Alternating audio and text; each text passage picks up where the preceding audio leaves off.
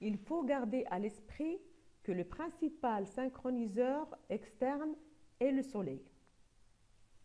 En effet, les changements quotidiens entre période nocturne et période diurne sont le fruit de la rotation de la Terre sur elle-même, rotation autour de laquelle une région du globe est exposée au Soleil pendant un certain temps, c'est la période diurne, c'est le jour, alors qu'une autre, située à l'opposé de la première, est exposée à l'ombre, c'est la période nocturne pour cette partie, c'est-à-dire la nuit. Alors, l'alternance jour-nuit et leur durée varient en fonction des saisons. Et les changements saisonniers de la durée de la période diurne sont liés à la rotation annuelle de la Terre autour du Soleil. Et du fait que l'axe de rotation de la Terre est légèrement incliné, l'un des pôles est plus proche du Soleil pendant une période de l'année, c'est la période d'été pour ce côté du globe, est plus éloigné pendant le reste de l'année et c'est la période d'hiver. Donc, la longueur du jour et la longueur de la nuit vont varier en fonction de la position de la Terre par rapport au Soleil et par rapport à la rotation sur elle-même.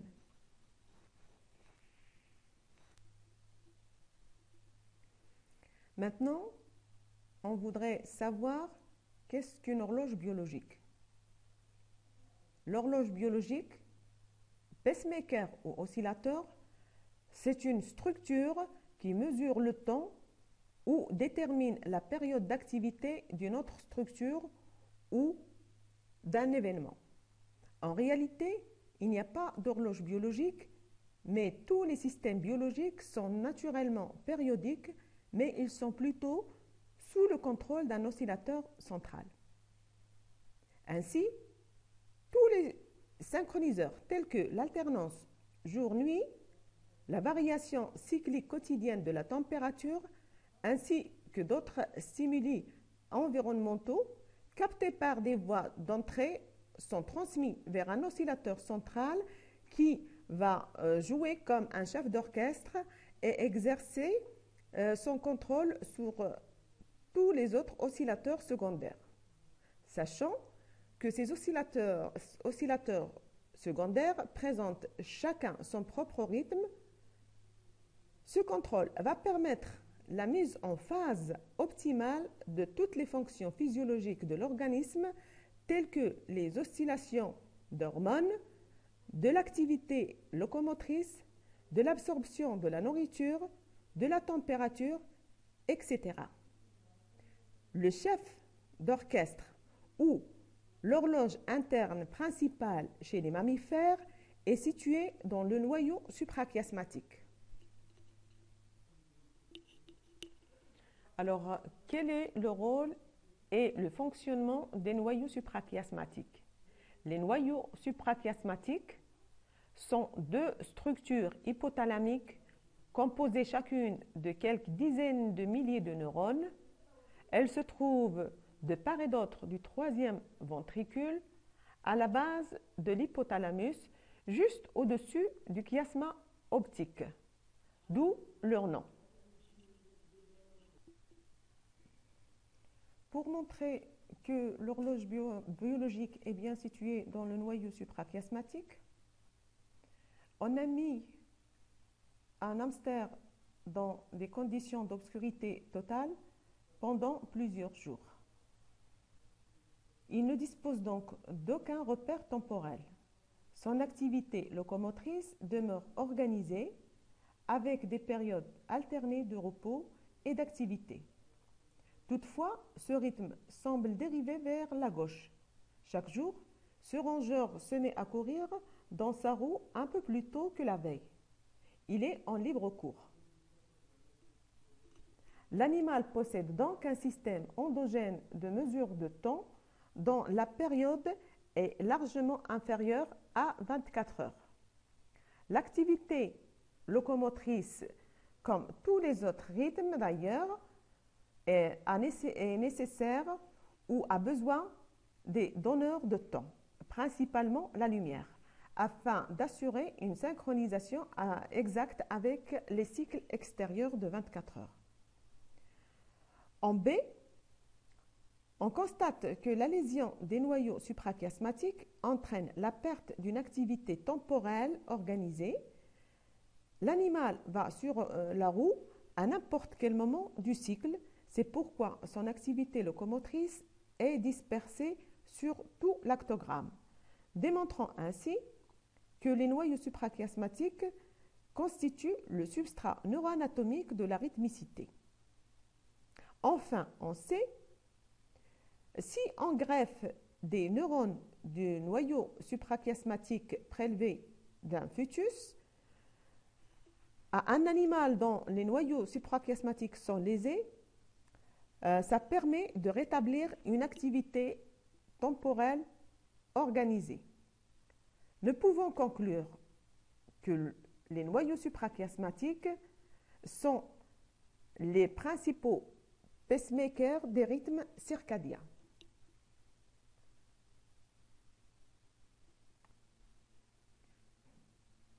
Rôle et influence des noyaux suprachiasmatiques. Ces noyaux responsables de la mesure du temps jouent le rôle d'interface entre les synchroniseurs externes et l'organisation du système circadien. Un modèle théorique de l'oscillateur central autonome, qui est le noyau suprachiasmatique, est résumé sur le schéma suivant. La période de cet oscillateur est approximativement égale à 24 heures, mais cette période peut être influencée par la lumière.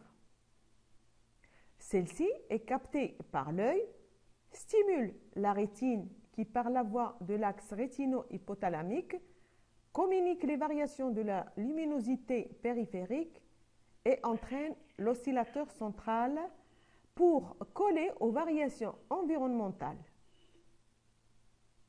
L'oscillateur central, qui joue le rôle d'interface, permet d'influer diverses fonctions physiologiques via des oscillateurs secondaires ou esclaves, pour que les rythmes physiologiques soient en phase avec les conditions externes. On peut dire donc que le noyau suprachiasmatique génère, entretient et contrôle les rythmes circadiens physiologiques et son entraînement se répercutera sur ces derniers.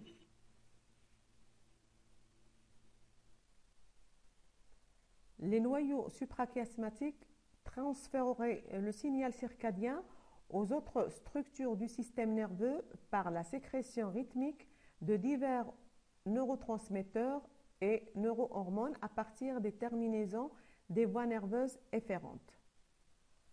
Les noyaux suprachiasmatiques contrôlent les rythmes hormonaux de certaines structures cérébrales, soit par des projections directes sur certaines neurones endocrines, par exemple ceux contenant la gonadotropine releasing hormone ou de la corticotropine releasing hormone, soit par des contacts indirects avec les neurones endocrines par l'intermédiaire de neurones présents, par exemple, dans les noyaux préoptiques médians, dorsomédians ou subparaventriculaires, soit par une action sur le système autonome via des projections directes sur les neurones autonomes des noyaux paraventriculaires, ce qui permet de préparer les glandes endocrines à recevoir les signaux hormonaux.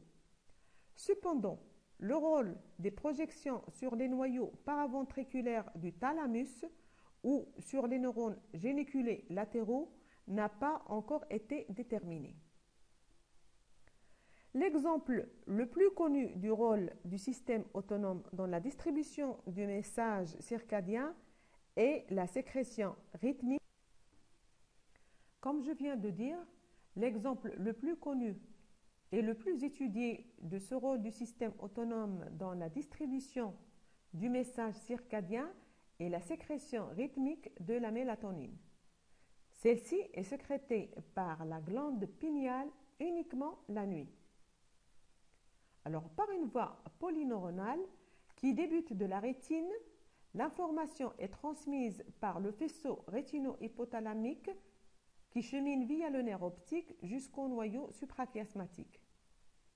Les neurones des noyaux suprachiasmatiques se projettent sur les neurones autonomes des noyaux paraventriculaires. Et de là, les fibres descendent la moelle épinière et font synapse avec des neurones préganglionnaires sympathiques au niveau des noyaux intermédiaux latéraux de la moelle thoracique supérieure. Ces neurones préganglionnaires innervent les ganglions cervicaux supérieurs. À partir de ces ganglions, des fibres sympathiques rejoignent la glande pinéale et la libération nocturne de la noradrénaline à ce niveau induit une augmentation rapide de la synthèse de la mélatonine. Les projections GABAergiques des noyaux suprachiasmatiques sur les noyaux paraventriculaires sont directement impliquées dans l'effet inhibiteur de la lumière sur la synthèse de la mélatonine le jour. Alors, puisque la production de la mélatonine dure tout le long de la phase obscure, elle peut indiquer la longueur de la nuit. Ainsi, pendant les jours courts, c'est-à-dire en hiver, la nuit est longue et la quantité de la mélatonine est importante. Alors que lors des jours longs, c'est-à-dire en été, les nuits sont courtes et la mélatonine est moins importante. Cette variation saisonnière de la sécrétion de la mélatonine est ressentie par le noyau suprachiasmatique et agit en conséquence sur d'autres rythmes saisonniers.